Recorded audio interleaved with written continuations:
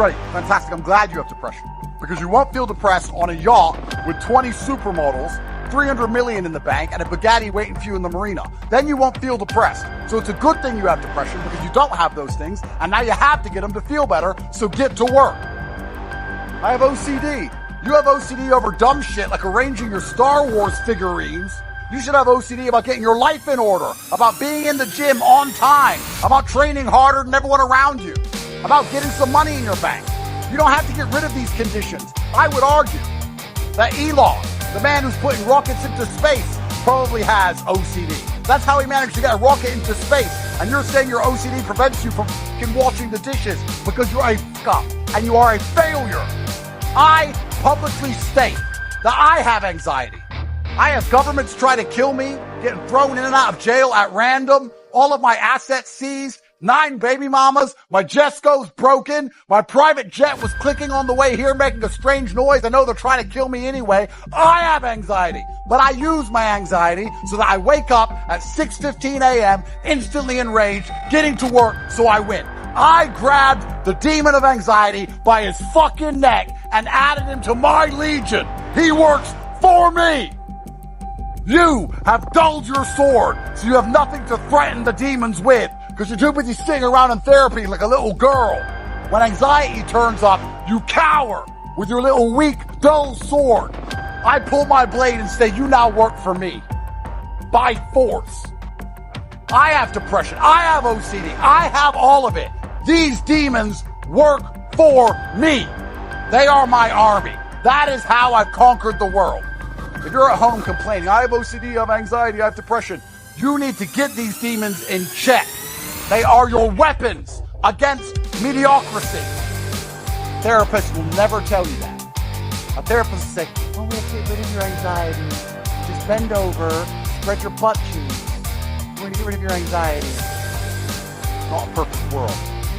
It's a world of war and endless combat and chaos. My legion of darkness is made up of monsters because monsters fight monsters. I can only beat my enemies because of all my flaws. It's because of everything that's wrong with me. There's things wrong with me, supposedly. But all of those things work for me. And it seems that whenever I direct my chi at any task, even escaping the highest level matrix setup in the most corrupt country on the map, I somehow managed to pull it off. You think I got out of this Romanian bullshit situation with luck? You think I got out of it with law? Or I was lucky? I woke up 4 or 5 times a night. I could not sleep.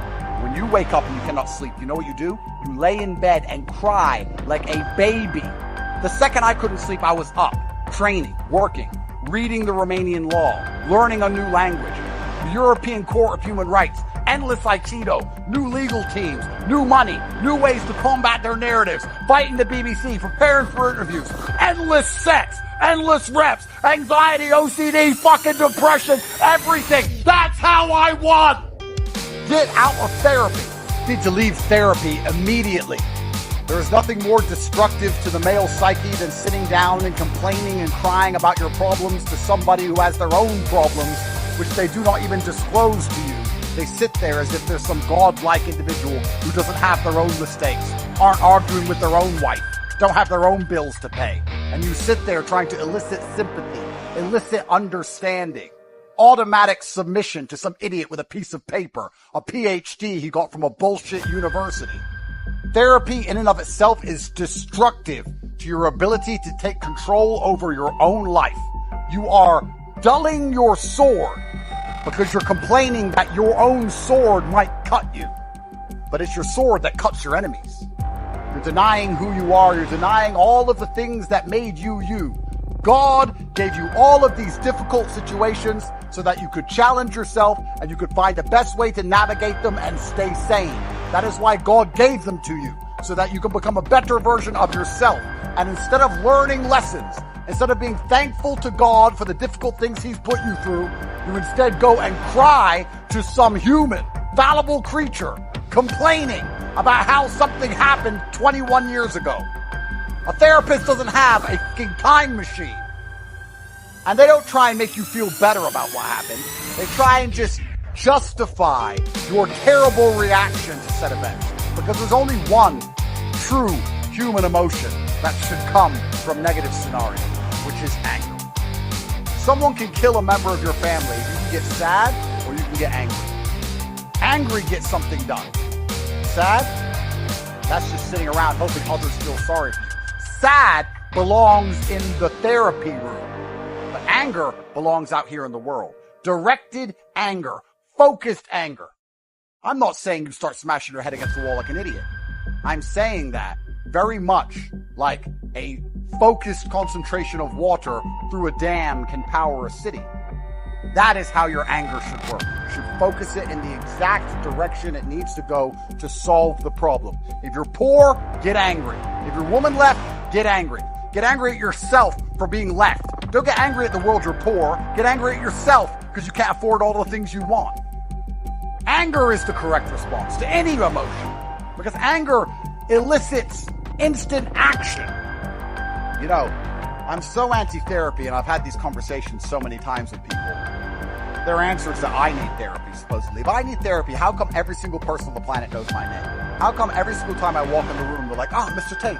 And everyone starts going, Top G, and getting cameras out. How come I'm an international celebrity with hundreds of millions of fucking dollars? How come when I was thrown in jail and put in a Romanian dungeon for 4 months to stare at the wall, I came out perfectly fine and still destroyed the mainstream media in all of their set-up interviews in a way you could never do? How come I'm so monumentally successful and my women never turned on me and all I do is win, and you're telling me that I need therapy while you're in therapy and you're a nobody?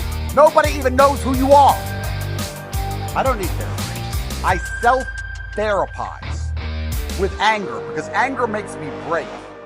And my bravery has allowed me to grab demons by the neck. Anger is a fantastic force.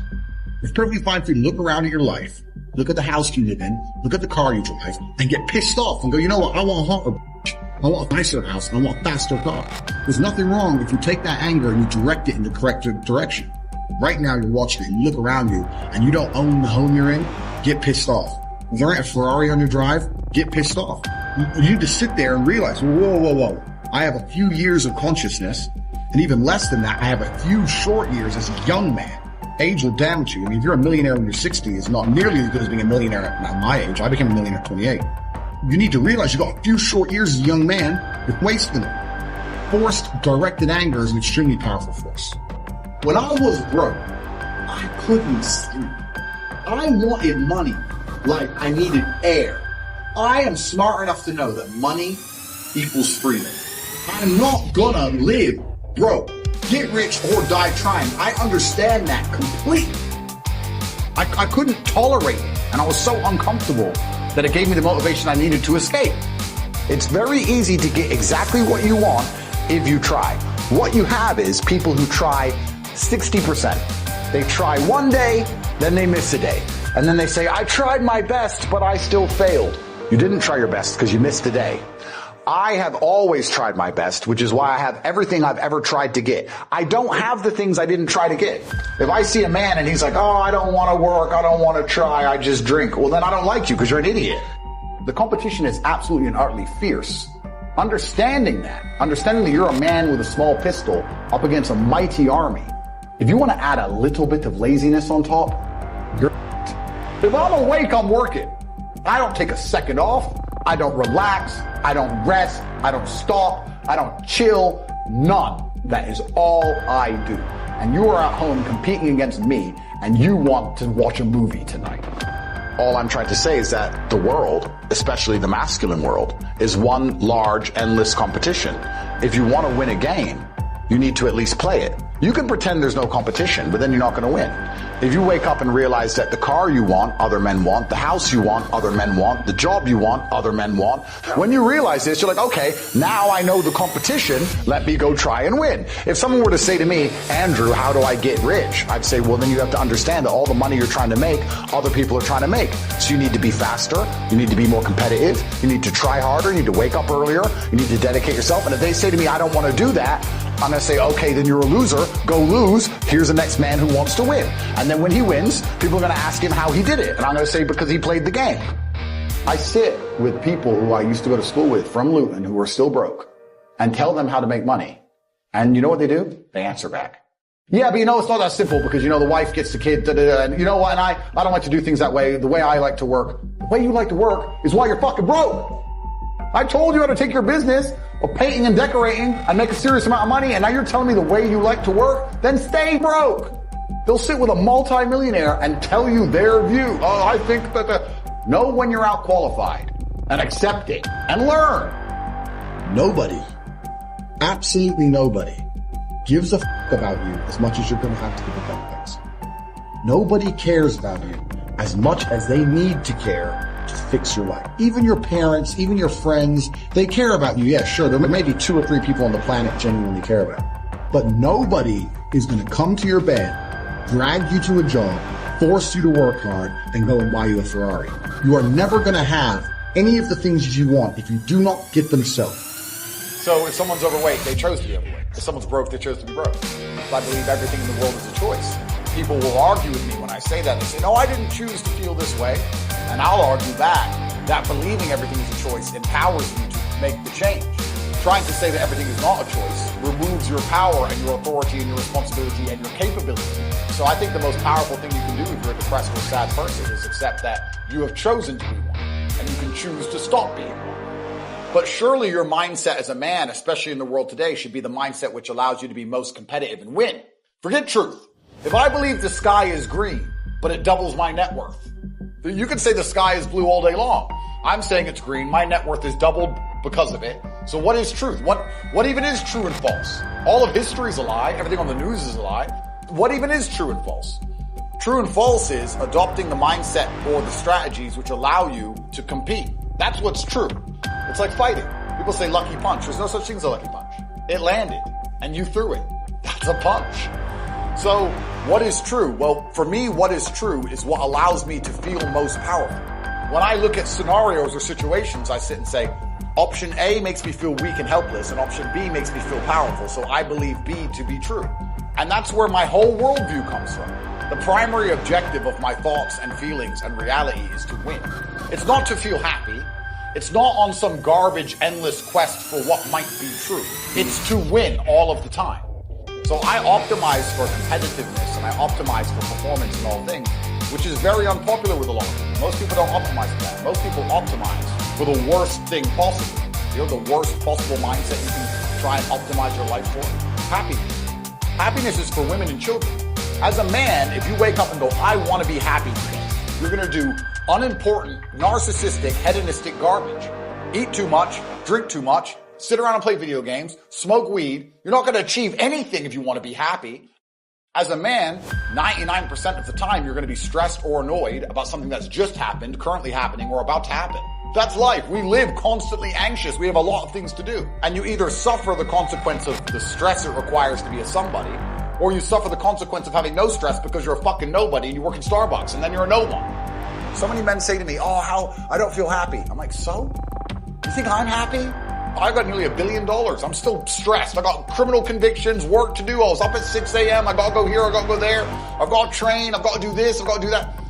At what point do you think you've earned the right to wake up as a man and feel happy? Losers have this problem with temporary motivation.